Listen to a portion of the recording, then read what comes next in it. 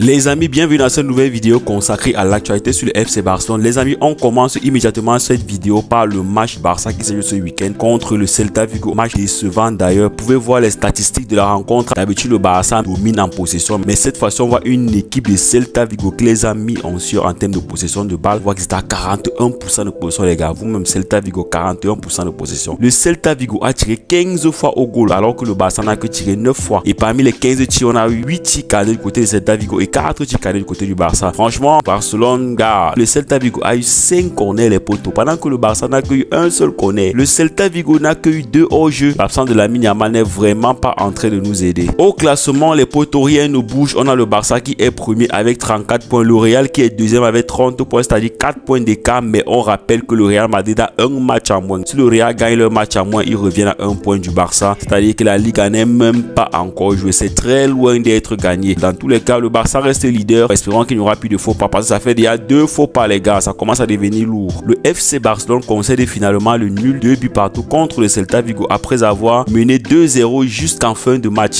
82e minute, Casado prend le carton rouge. 84e minute, le Celta Vigo revient à 2-1. Les gars, je vais un peu attirer votre attention sur quelque chose. Quand le Barça prend le carton rouge, c'est comme si eux ne savaient plus jouer au football. C'est pas normal. Tous les matchs que le Barça prend les cartons rouges, les gars n'arrivent pas à gérer. On a vu contre le PSG l'année passée. On a vu contre Monaco cette saison. Voilà encore contre le Celta. C'est pas croyable que le Barça mène 2-0 et à cause d'un carton rouge de Casado, le Barça n'arrive pas à maintenir 2 buts. Pratiquement à la 84e minute, vous n'arrivez pas à maintenir 2 buts. Le match est à presque 6 minutes de se terminer. En moins de 6 minutes, vous ne parvenez pas à maintenir 2 buts. Donc franchement, les potes, au bout d'un moment, il va falloir qu'on tape un peu sur les joueurs, hein, parce que voilà, tout le monde savait que c'était un match gagné. Ça énerve parce que ça nous rappelle les vieux démons qu'on croyait déjà avoir combattu. Pour les cas, la Ligue des Champions approche très bientôt et j'espère que beaucoup de choses vont être corrigées d'ici là. Les amis, d'après Mundo Deportivo, déception à une du journal, comme vous pouvez voir, ils ont foutu que de la merde. Nous avons fait un mauvais match et nous devons en discuter avec les joueurs. C'est pas le moment de commencer à dire ouais, mes joueurs ont fait un bon match, mes joueurs ont fait ceci, cela. Les gars, vous avez fait un match de merde. Et il va falloir qu'on se ressaisisse parce que là, il y a des équipes qui vont commencer à venir en force. Le Real est à 4 points avec un match en moins. Donc Hansi Flick manage bien tes jeunes. C'est pas normal que quand Lamine Yamal, un joueur n'est pas là, on n'arrive pas à gagner les matchs. Donc, au bout d'un moment, il va falloir que le Barça trouve une bonne formule qui marche, même quand on a des joueurs décisifs qui ne sont pas sur le terrain. Qu'avez-vous dit aux joueurs après la fin du match? Hansi Flick, je l'ai déjà dit, c'est le résultat de la façon dont nous jouons. Quand vous jouez à 80%, 85%, voire 90%, vous ne pouvez pas gagner. Quand même, au bout d'un moment, je suis d'accord avec Hansi Flick, parce que les joueurs dans cette rencontre, j'ai l'impression que les gars n'ont pas joué à 100%. C'est-à-dire que c'est quand même stupide. Je vais dire que c'est une erreur de débutant que le Barça a fait là. Vous ne pouvez pas mener 2-0. Un grand club de votre calibre, le FC Barcelone, vous prenez 2 buts comme ça. On connaît le football allemand, on joue à 100% du début jusqu'à la fin du match.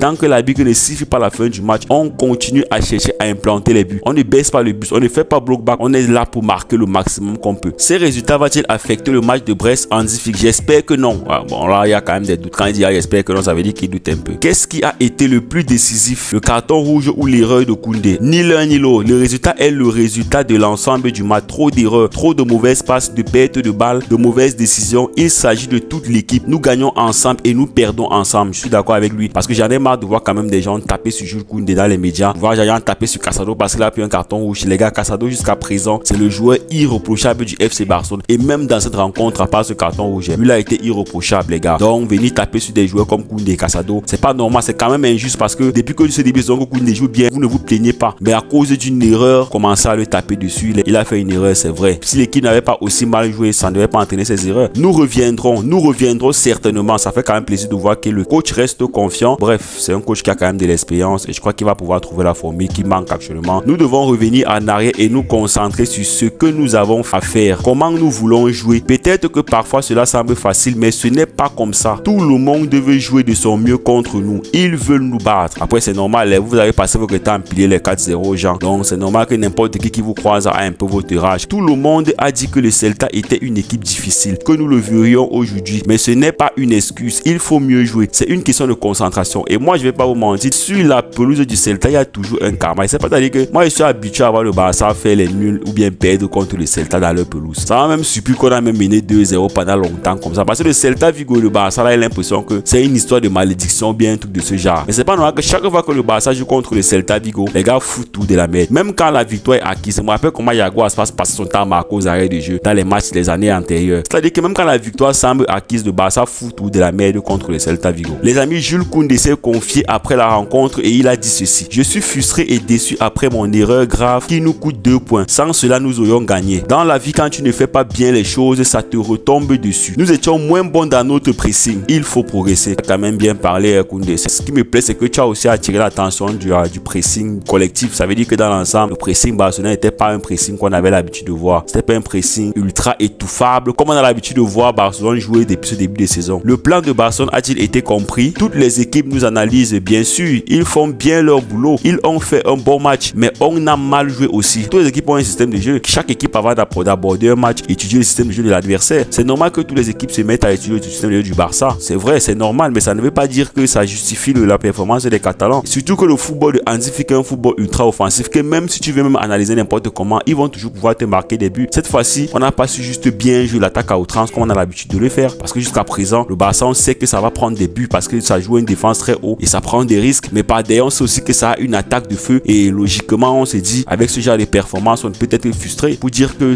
avec le système de jeu de Hansi Flick, on doit beaucoup plus marquer, même si on encaisse derrière. Nous n'avons pas joué comme nous aurions dû. J'ai confiance en nous pour rebondir. Nous montrerons que nous sommes une grande équipe lors du prochain match. J'avais plaisir de voir Jules Koundé. Je vous rappelle, j'avais vu son interview dernièrement de Rich et moi, c'est un petit que moi j'aime bien parce que lui là, il connaît ses erreurs et je suis sûr qu'il ne va même plus faire d'erreurs jusqu'à la fin de la saison. Parce que la manière que je vois le visage du petit frère là, je suis confiant. Pour Jules Koundé, je ne m'inquiète pas. C'est pas parce qu'il a fait une erreur que les gens vont commencer à taper dessus, le tirer dessus. Les potos, laissez-le. C'est l'un des meilleurs latérales au monde actuellement. Marc Casado, je tiens à présenter mes excuses à l'équipe et aux supporters. Chaque décision est prise en une fraction de seconde et la décision d'aujourd'hui n'était clairement pas la bonne. Nous continuerons de travailler dur pour ce qui reste visca le Barça. Franchement, petit, pour ton jeune âge, ça fait plaisir d'entendre ce genre de discours. Le fait peut-être que d'enchaîner avec l'Espagne, avec le Barça, peut-être que tu as un petit peu pris la grosse tête et te dis que tu peux prendre certains risques. Sauf qu'à un moment donné, il reste un jeune joueur et qu'il y a des erreurs que tu peux commettre. Donc, ce genre d'erreur est bien pour toi. Ça va te faire progresser. De toutes les façons, moi, je ne doute pas de toi. Tu es un joueur qui est exceptionnel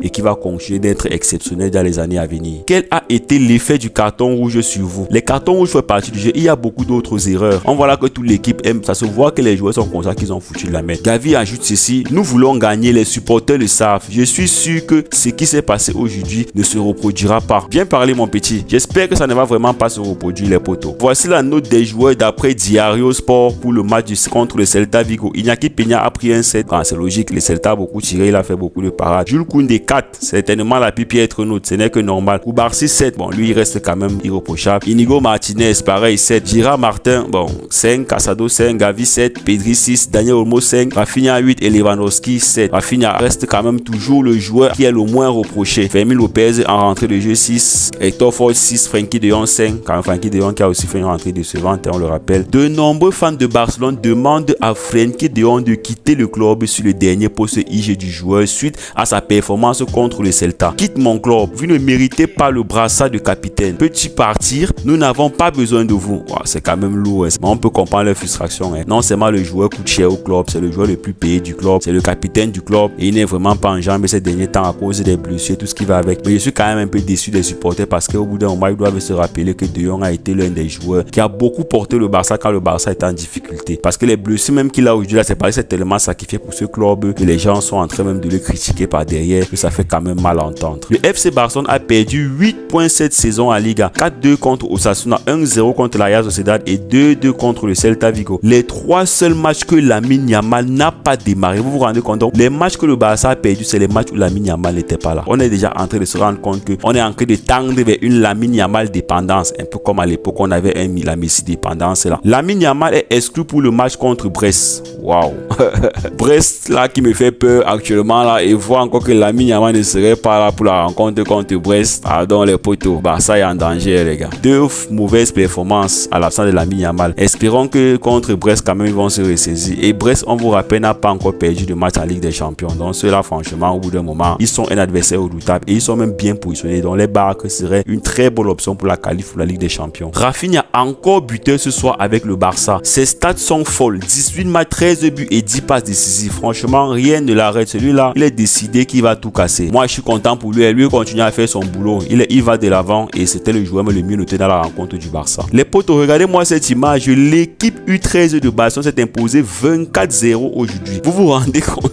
24-0. tout cas, la Martial là, vraiment, une équipe qui s'est imposée 24-0. Ils avaient dit que les prodiges qui sont là-bas dedans, les petits enfants de 13 ans qui sont là-bas dedans là. Après, c'est normal, il y a des joueurs comme les Lamine Yamal qui sont montés pro à 16 ans, 15 ans, 16 ans là. Les petits U13 là commencent à taper les 24. Ça veut dire qu'il y a les petits frères qui sont intéressants là-bas. Voilà les potos, c'était tout pour cette vidéo d'actualité sur le FC Barcelone. Merci d'avoir regardé la vidéo jusqu'à la fin. Dis ça, n'oubliez pas de vous abonner à la chaîne, c'est hyper important. Lâchez un max de pouce bleu, ça fait toujours plaisir, ça fait grandir la chaîne. Les potos, moi c'est GetID pour ceux qui me découvrent. Si tu me connais pas encore frérot, je fais des vidéos d'analyse sur le football, des débriefs du match du Barça et quelquefois des matchs du Real Madrid. Et quand il n'y a pas de match, je fais des vidéos actualité où je fais le tour de la presse barcelonaise pour qu'on essaye de voir ce qui ne va pas et ce qui va du côté du Barça, les infos sur le mercato concernant le Barça et peut-être pourquoi pas d'autres clubs, en l'occurrence le Real Madrid qui est le club rival. Du coup c'est aussi normal que je m'intéresse à eux. Voilà les potes, on se donne rendez-vous prochainement, très prochainement pour une nouvelle vidéo et d'ici là profitez des vôtres.